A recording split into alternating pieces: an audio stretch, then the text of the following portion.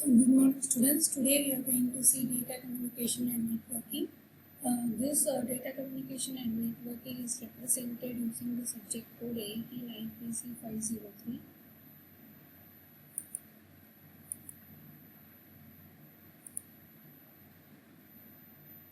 So these are the contents, index part we are going to study in this topic, comprised of introduction session.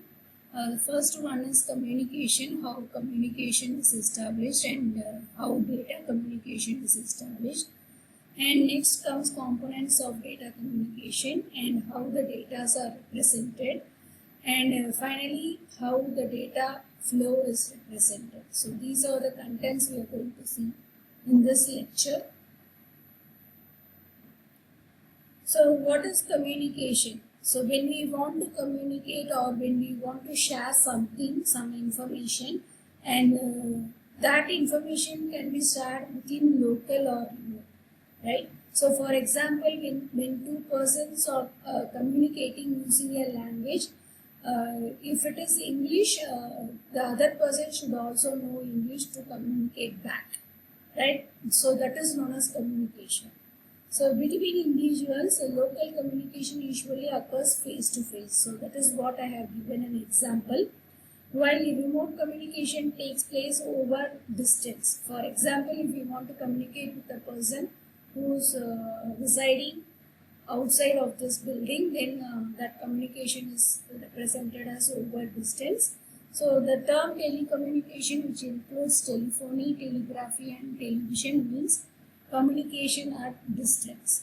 For example, in telephone, if you dial a particular number and speak to the particular person, that is also a communication, but it is a distance, far apart.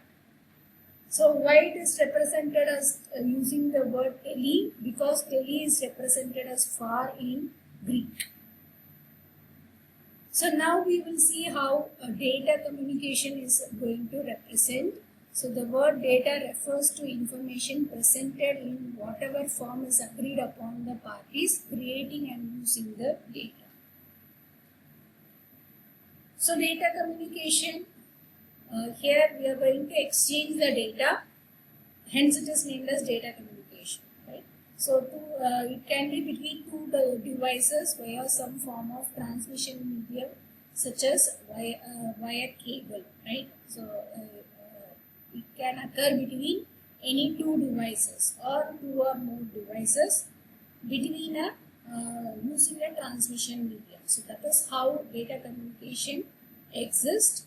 So for data communication to occur, the communicating devices must be part of the communication system made upon by combination of hardware and software.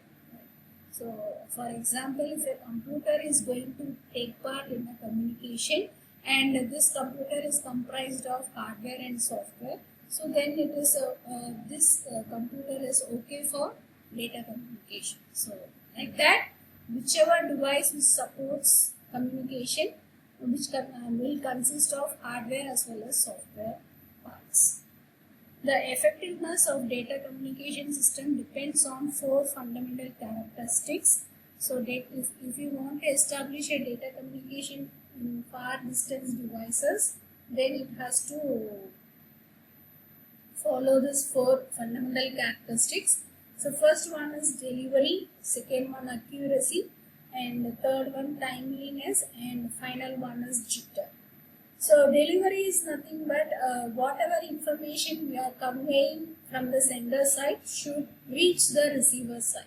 So that is known as delivery. Similarly, from receiver side, whatever contents that are returned back, that has to be delivered to the sender side. And accuracy, whatever content the sender is sending, that content should not be changed when it is received by the receiver.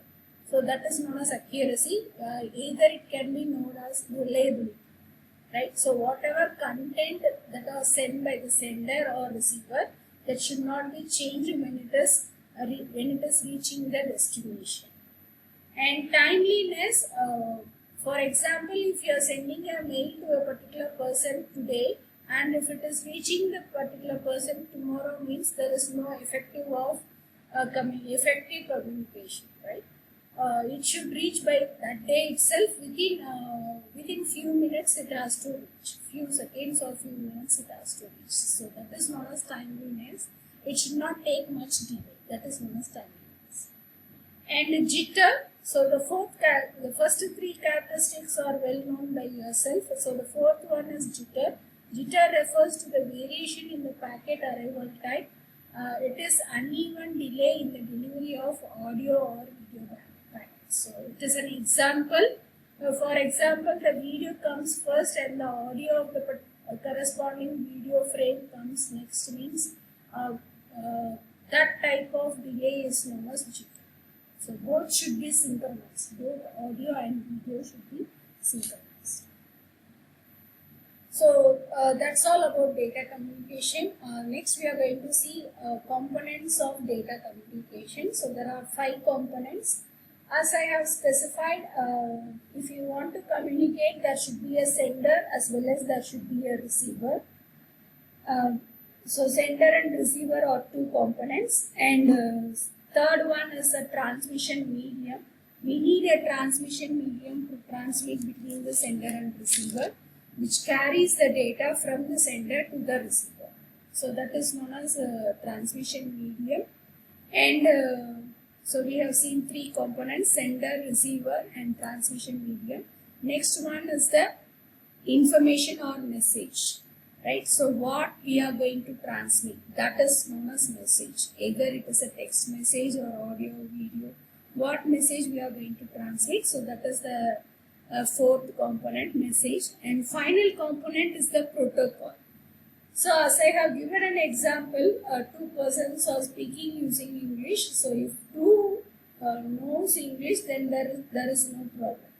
If one knows English and another person is not knowing that English language, then there comes a problem. So protocol is nothing but both the sender and receiver mediums should follow a set of rules. If the set of rules are not synchronized between the sender and receiver, then the protocol is not followed. So you can able to connect it physically, but the communication lacks there, right? So that is the last component, protocol, set of rules to be followed. Excuse me. So next is the transmission medium protocol. So these are the definitions. The transmission medium is a physical path by which a message travels from sender to receiver. Some examples of transmission medium include twisted pair wire, coaxial cable, fiber optic cable, and radio waves. So these are some of the examples of transmission medium. If it is a physical transmission medium, it can use this twisted pair wire, coaxial cable, or fiber optic cable. And if it is a wireless medium, then it can use radio. So next is protocol. A protocol is a set of rules that govern data communication. It represents an agreement between the communicating devices. Without a protocol, 2 devices may be connected but not communicate. Right? So next is data representation. So far we have completed components of data communication. Before components of data communication, we have seen what is data communication. Before data communication, we have seen what is simple communication. Right? So data representation, the first representation of data is text. So that what we are representing as simple English words or whatever language we are using, whatever the words that are representing the language is represented in text. In data communication, text is represented as a bit pattern, a sequence of bits. Either it can be a zeros or it can be ones. Today, the prevalent coding system is called Unicode. So this Unicode uses 32 bits to represent a symbol or a character used in any language in the world. So Unicode is the current encoding system that is used by using 32 bits to represent a symbol or a character. So ASCII code is is also a subset of Unicode, which is represented as American Standard Code for Information Interchange, in which the first 127 characters are represented using ASCII code in Unicode, and it is also referred to as Bayesian land, right? So ASCII code is also developed decades ago by the United States, and it is a subset of Unicode. So next data representation type is numbers. There are also these numbers are also represented by bit patterns, either it is a zeros or ones. However, as code such as ASCII is not used to represent numbers. We are not going to encode to represent the numbers. Just the binary representation of the number is converted into mathematical operations. Right? So in text we have encoded it and decoded while we are reading, but in numbers we are just converting it to in binary form. So next is images. Images are also represented by bit patterns. It is simplest form. An image is composed of matrix of pixels where each pixel is a small dot. The size of the pixel depends on the resolution. So if you want higher resolution, then the size of the pixel should be reduced. If you want a lower resolution, then the size of the pixel can be of a bigger size. So for example, an image can be divided into 1000 pixels or 10,000 pixels. In the second case, there is a better representation of image, but more memory is needed to store the image. Right? So text, numbers and images completed. An example for image representation. So if it is a grayscale image, this can be represented using a 2-bit pattern. So if it is 0, 0, that is represented as a black pixel. If it is 0, 1, it is represented as a gray pixel.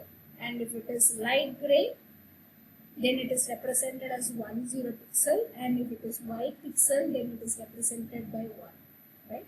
So similarly for color images, there are two standards. One is RGB and another one is YCM. RGB stands for red, green and blue. So here, based on the intensity of each color, the color is measured. The bit is represented. Based on the intensity of the color, the bit is represented.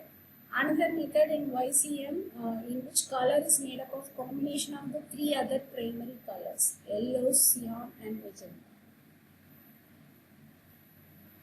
So next is audio. It refers to the recording or broadcasting of sound or music. Audio is by nature different from text, numbers or images because it should be continuous and it is not a discrete one. For example, if I am talking means it is continuous. Or if you are listening to your music also, it is continuous. So in microphone change the voice or music to an electric signal. These electric signals are converted to voice or music using speaker, right? So we have to convert this voice signal into electric signals, and that is converted back to voice or music signal using speakers. So next data representation is video. Video refers to the recording or broadcasting of picture or movie. Video can either be produced as a continuous entity or it can be a combination of images. So, for example, we can also transmit video in a number of frames. So, number of frames are nothing but images. So, either it can be a discrete or it can be a continuous motion. So, next comes the final topic of this introduction part is data flow. So data flow is of three types, either it is simplex, half duplex or full duplex. Simplex means one-way communication and half duplex two-way but one at a time, and full duplex at a time all the duplex at a time all both can transmit. So simplex example radio transmission, half duplex example walkie-talkie, full duplex example both are talking in a telephone, right? So unidirectional, bidirectional, but not at the same time, and full duplex bidirectional at the same time. So next we will start with our networks in the next chapter. Thank you.